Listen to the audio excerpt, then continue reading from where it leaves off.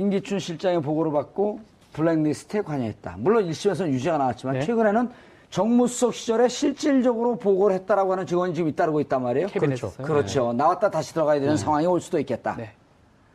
그런데 유인촌 장관은 지금 보니까 그럴 수 있겠네. 관여하지 않았다.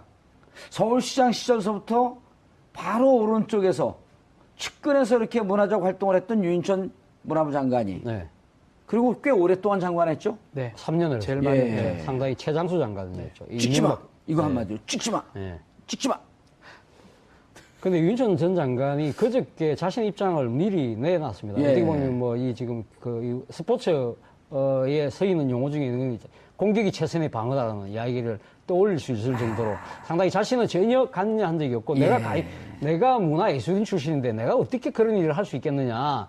나는 그런 걸 만든 적도 없고 지시한 적도 없다고 강하게 지금 부인을 했습니다. 부인을 했는데 앞서 우리 지금 앵커께서 말씀하셨던 그런 이 태도도 있습니다만은 사실 그 이와 관련해서 역사자 전우용 선생께서 예. 이 SNS에 글을 올린 게 있습니다. 그때 뭐라고 올렸냐? 정의용? 정우용. 전우용 선생이라고요. 예. 옛날 그 우리나라 유명한 역사학자 전승칠 선생의 아들입니다. 아들인데. 예. 자, 어쨌든 그러니까 정우용 선생이 그 지금 그 SNS에 뭐라고 올리냐면 이 지금 당시 그 유인촌 장관이 집권하고 난 뒤에 이 정부가 코드 맞지 않은 기관장 다 나가라. 그런 이야기를 했다는 것이죠. 저도 뭐 그 SNS 보니까 그 생각이 기억이 나던데요. 사실 그런 걸 본다고 한다면 그때 그 지시 논란 때문에 상당히 논란이 커졌던 상황이 빚어졌었거든요. 예. 그런 걸 본다고 한다면 과연 유인촌 장관이 당시 블랙리스트를 몰랐고 지시하지 않았다는 그 자체의 이 공세적 해명 자체가 고지고대로 들리지 않는 그런 것 같아요. 그런데 지금 그 이른바 이제 블랙리스트, 화이트리스트 문화예술인들이 이명박 정부 시절에 문화정책을 담당했던 유인촌 전 문체부 장관과 신재민 MBC 이거는 박근혜 시절이죠. 네. 신재민 전 문체부 차관을 조사해달라. 그때 의원들 사이에서 신재민 차관이 문화 권력의 실세다 이런 얘기가 있었거든요. 아주 실수했죠. 앞서 우리 유인촌 전 장관이 찍지마 이야기했다고 한다면 예. 신재민 차관의 또 태도 논란도 있지 않습니까? 턱 깨고 이래 앉아서 예. 그 상임위 답변하면서 이 턱 깨고 이렇게 앉아서 이야기했던 아주 좀 그래서 국회의원들로부터 오만방자하다는 이야기를 들을 제가 정도로 국회의원들한테 그때 당시 들었는데 예. 아주 탁월한 기획을 갖고 예. 교묘하게 예. 무식하지 않게 티 안 나게 이러기로 아주 유명한 이거 기자 출신 아닌가요? 맞습니다. 예. 기자 출신이죠. 예. 예. 그런데 과연 유인촌 전 문체부 장관이 관여가 없었을까요? 근데 이제 도종환 현 장관, 그렇죠. 전직 공무원 이런 분들 증언이 나와 있어요. 이게 뭐 사실은 금방 밝혀질 부분입니다. 공세적으로 이제 해명을 했던 부분이지만 예. 문서가 갔냐 안 갔냐거든요.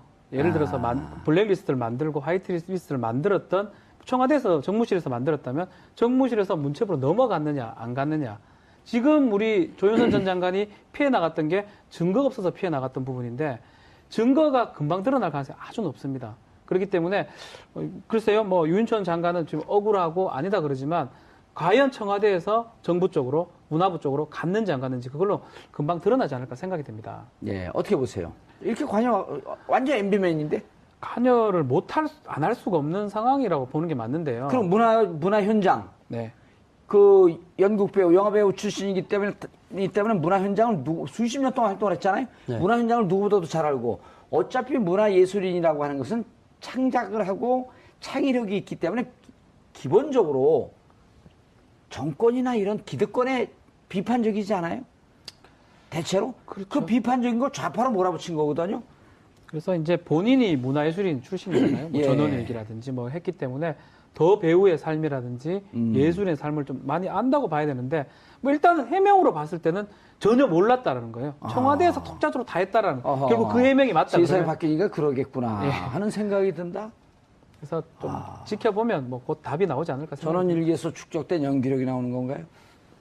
근데 지금 유인천 전 장관은 뭐 퇴임하고 난 뒤에 자신의 지금 뭡니까, 이거 빌딩을 예. 문화공간으로 내줘서 문화인들에게 상당히 그러니까 돈 많은 받고 예. 대관할 정도로 상당히 나름대로 문화를 위해서 노력한다고는 하고 있습니다. 그 청담동에 있는 유씨였대요. 예, 맞습니다. 예, 옛날엔 그렇게 하지 않았었어요. 예. 장관 퇴임하고 난 뒤에 그렇게 하고 계시죠. 근데 문제는 이 유인천 전 장관의 해명에 대해서 이 지금 뭐 반론도 좀 제기되고 있습니다. 전직 공무원 A 씨라는 분이 지금 이야기하기로는 엄밀하게 구두로 이 지금 오피니언 리더를 대상으로 한 배제 지시는 있었다. 예. 뭐 그런 이야기도 정언도 있고 또 하나는 이 사실 박근혜 정부는 블랙리스트가 융단 폭격이라고 한다면 이명박 정부의 블랙리스트는 정밀 타격이다. 서지컬 스트라이크다. 그러니까 딱 부러지게 드러나지 않지만 아주 집요하고 오히려 더 이 치명타였다는 그런 정언도 지금 있는 부분이기 때문에 예. 이건 뭐 좀 더 조사를 지켜봐야 될 것 같습니다.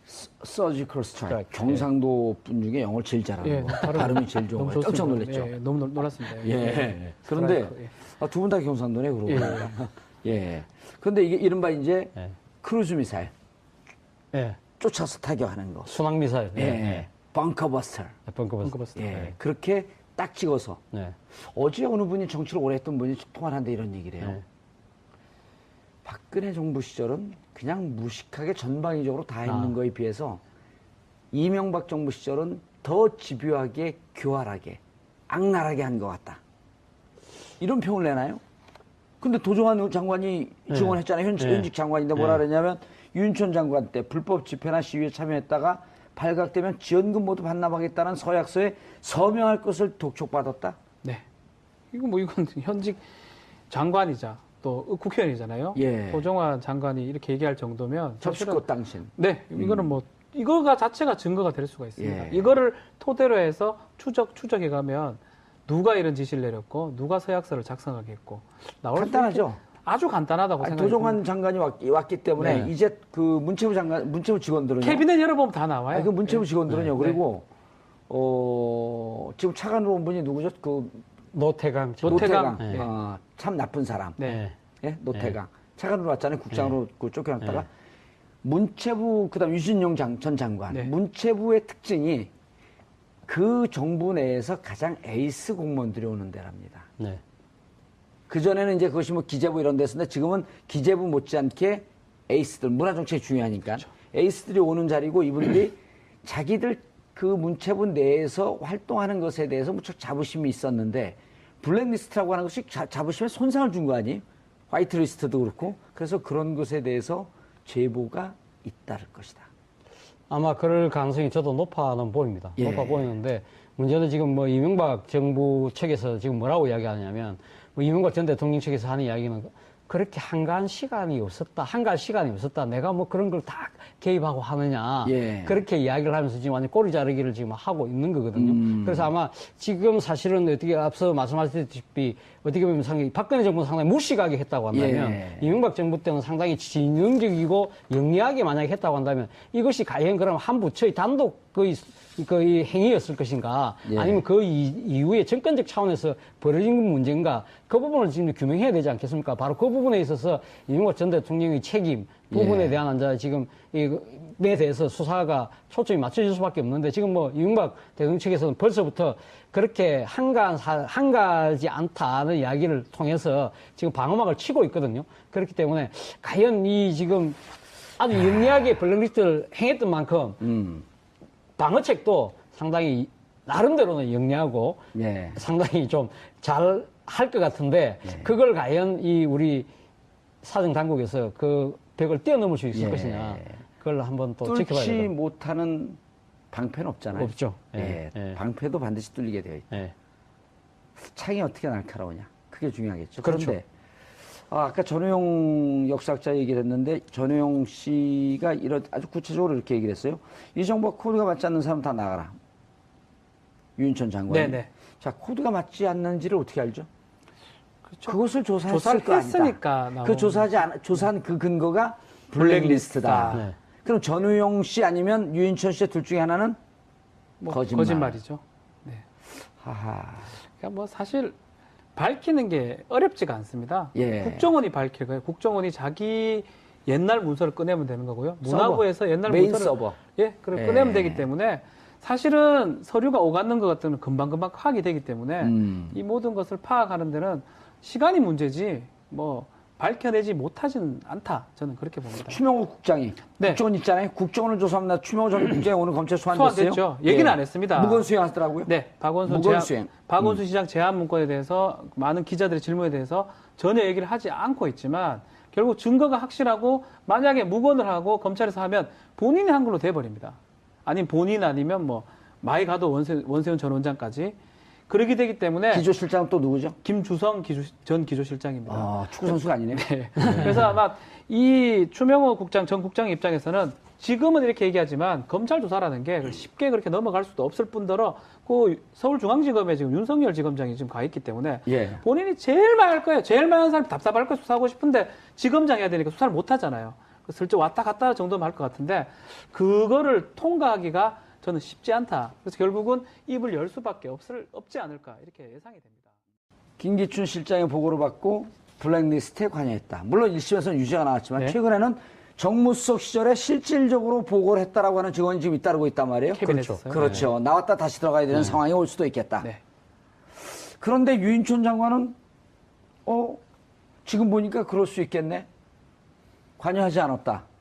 서울시장 시절서부터 바로 오른쪽에서 측근에서 이렇게 문화적 활동을 했던 유인촌 문화부 장관이 네. 그리고 꽤 오랫동안 장관했죠. 네. 3년을 제일 많이 예. 상당히 최장수 장관이었죠. 찍지 마. 이명박- 이거 한마디로 찍지 마. 예. 찍지 마.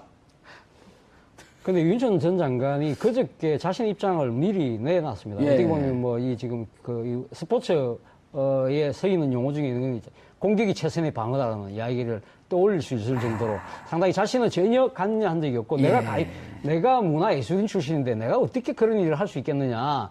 나는 그런 걸 만든 적도 없고 지시한 적도 없다고 강하게 지금 부인을 했습니다. 부인을 했는데 앞서 우리 지금 앵커께서 말씀하셨던 그런 이 태도도 있습니다만은 사실 그 이와 관련해서 역사자 전우용 선생께서 예. 이 SNS 글을 올린 게 있습니다. 그때 뭐라고 올렸냐?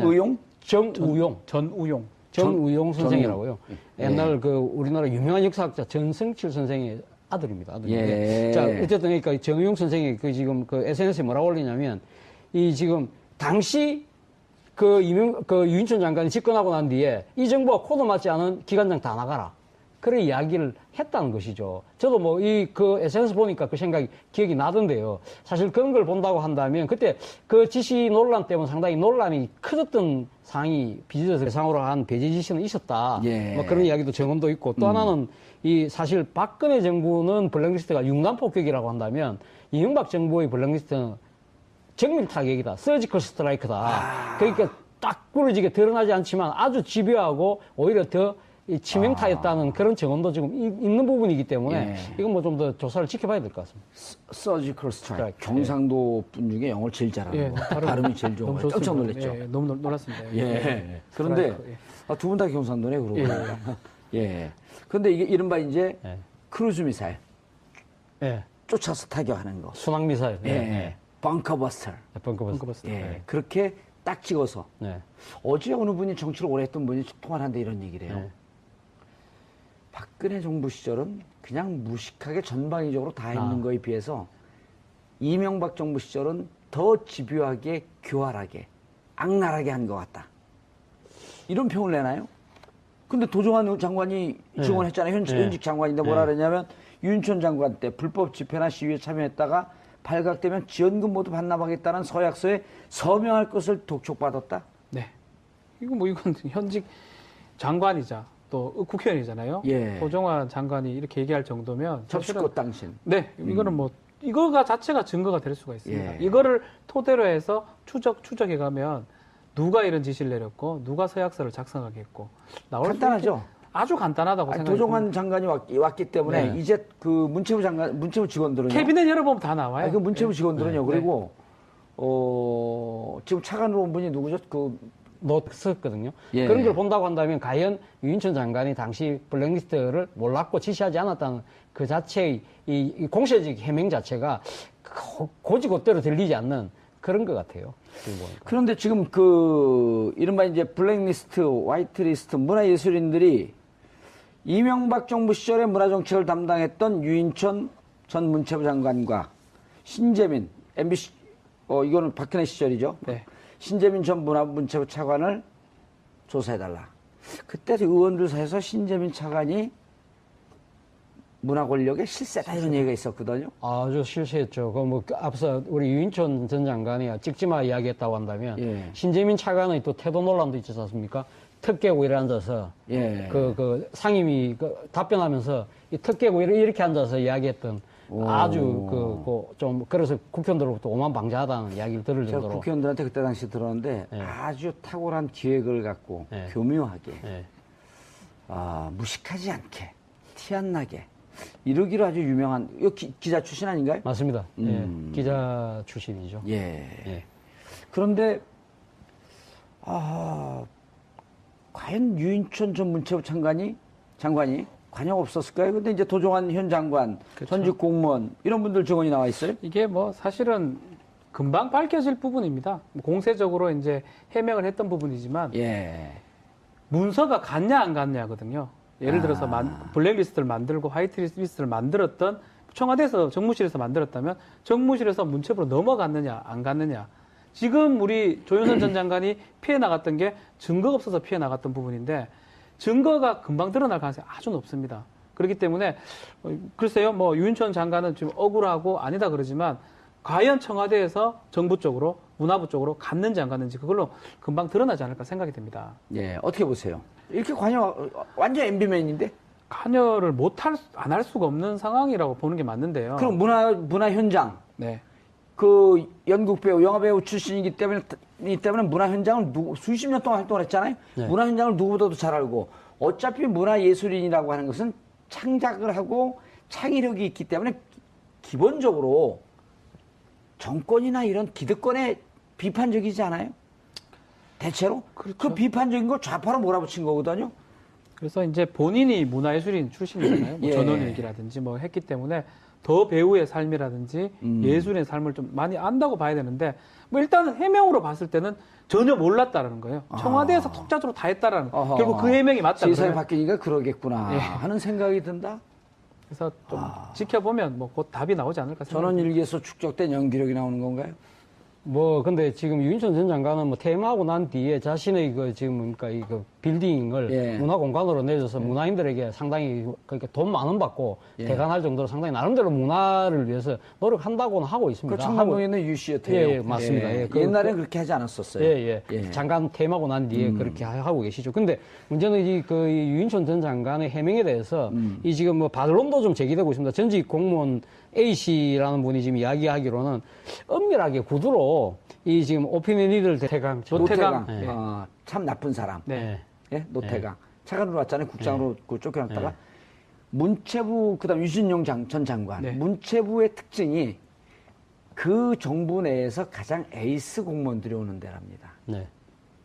그전에는 이제 그것이 뭐 기재부 이런 데였는데 지금은 기재부 못지않게 에이스들, 문화정책이 중요하니까. 그렇죠. 에이스들이 오는 자리고 이분들이 자기들 그 문체부 내에서 활동하는 것에 대해서 무척 자부심이 있었는데 블랙리스트라고 하는 것이 자부심에 손상을 준 거 아니에요?